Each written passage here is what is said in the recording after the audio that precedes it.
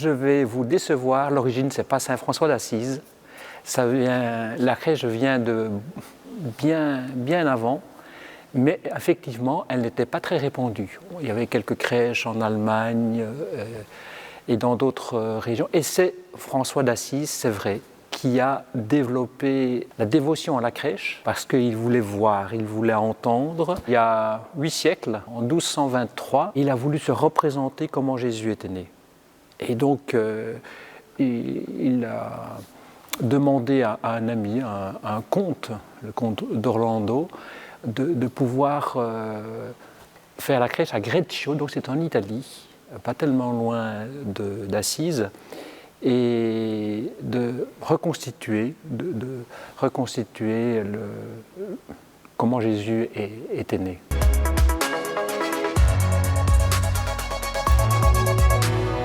Dans ce même objectif, dans cette même direction que François, c'est-à-dire nous sommes des hommes, des femmes, et nous avons besoin de nous représenter des choses. Comment le Christ a voulu vivre et a voulu commencer sa vie en nous rejoignant comme un bébé. Et de le faire en famille, ça permet aussi de parler ensemble de cette humilité du Christ. Il ne s'agit pas nécessairement que les crèches soient grandes, majestueuses. D'ailleurs, ce serait un contresens par rapport à ce qu'est la crèche vraiment. Une grotte. Ce que j'aimerais que cette crèche apporte, c'est de percevoir un peu plus cette humilité, cette discrétion de Dieu. Dieu n'est pas celui qui écrase, qui impose, mais qui se fait mendiant, petit, dépendant. Un Dieu tout-puissant, il l'est, mais aussi il se fait tout petit. Et donc que nous puissions entrer dans une autre intelligence encore de Dieu, parce que nous n'avons pas fini de découvrir qui il est.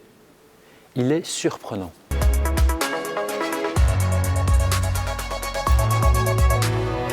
La synodalité, c'est quoi? Sinon que donner la parole à chacun et à chacune.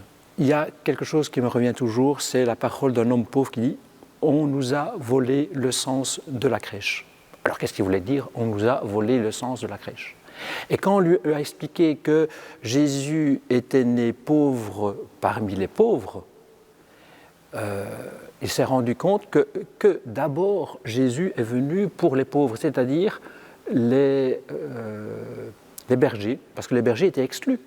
Comme ils ne pouvaient pas fréquenter le temple, aller à la prière du temple, etc., ils étaient mis au banc d'Israël. Les bergers représentent pour moi les SDF, les gens qui sont dans la rue, qui sont rejetés, qui ne peuvent même pas aller à l'église. Combien de personnes je connais qui ne vont pas à l'église parce qu'ils ont trop peur d'être jetés, comme ils disent, parce qu'ils sentent mauvais, ils sont mal habillés. Les mages, on pourrait dire, ils expriment tous les chercheurs. Ils cherchaient des signes dans le ciel, ils observaient le mouvement des étoiles, mais tous les chercheurs de sens. Tout le monde est invité, comme je le disais tout à l'heure, à partir des plus pauvres, mais même aussi les animaux. Donc ça veut dire que l'âne, le bœuf, c'est pas pour rien qu'ils sont là. Et cela montre que Dieu est venu pour toute la création, tous les hommes, toutes les femmes, sans exclure personne. Et je crois que la crèche et ce petit enfant a les mains ouvertes pour accueillir chacun, chacune. On voit ça bien dans la vie, lorsqu'il y a un bébé. Qu'est-ce que ça parle autour du bébé? Qu'est-ce que ça échange? Parce que le bébé est tout pauvre. Et la crèche, et Dieu sait cela, il se fait tout petit, il se fait verbe, aussi pour que chacun puisse exprimer sa propre parole. Ce n'est pas un Dieu qui fait taire l'homme, c'est un Dieu qui se fait tout petit, tout humble, pour que chacun puisse avoir sa propre parole et qu'ensemble on construise le royaume de Dieu.